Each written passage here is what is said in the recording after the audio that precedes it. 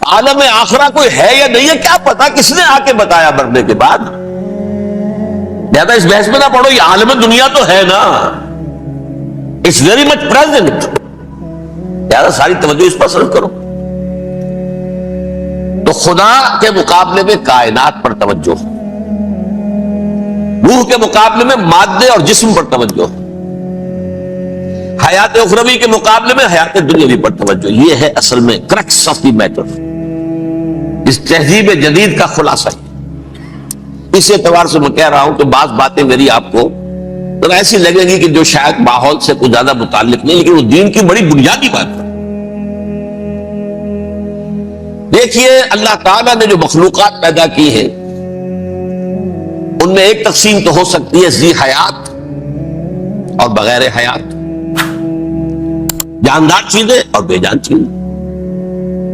بے جان چیزیں بے شمار، یہ تمام فلکیات، یہ پوری کائنات، یہ زمین، یہ پہاڑ، یہ شجر و حجر، کیا؟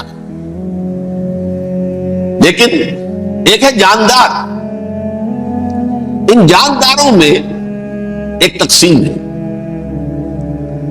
دو کا تعلق غیر مرئی دنیا سے ہے، انویزیبل ورلڈ سے، فرشتے جو دکھائی نہیں دیتے، ان کی پیدائش ہوئی ہے نور سے۔ دوسرے جنات جو انسانوں سے پہلے پیدا کیے گئے، آدم سے پہلے، وَالْجَانَّ خَلَقْنَاهُ مِن قَبْلُ مِن نَارِ السَّمُومِ، جنات کو تو ہم بہت پہلے پیدا کر چکے تھے آگ کی لو سے، وہ بھی نظر نہیں آتے۔ تیسرے انسان اور اس دنیا میں جتنے بھی حیوانات ہیں،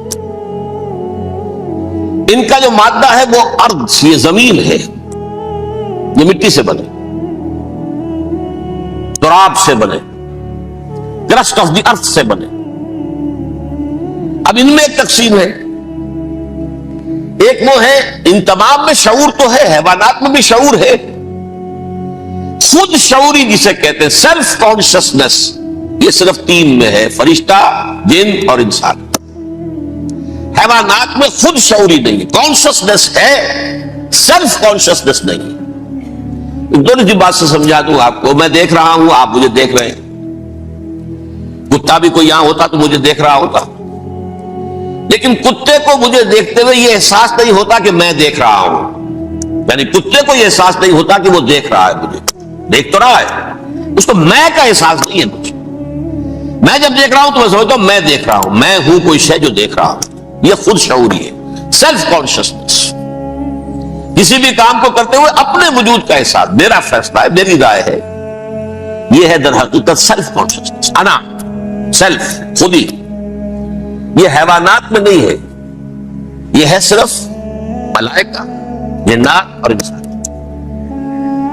اب یہاں مسئلہ پڑ گیا، بڑا پرپیچ مسئلہ۔ اللہ تعالیٰ نے پہلے حضرت ملائکہ کو پیدا کیا اور انسانی ارواح کو پیدا کیا نور سے، پھر ناک سے پیدا کیا، نار سے، آگ سے جنات کو، پھر مٹی سے بنایا، آدم کا حیولہ، اس میں روح پھونک دی، اب آدم بن گئے۔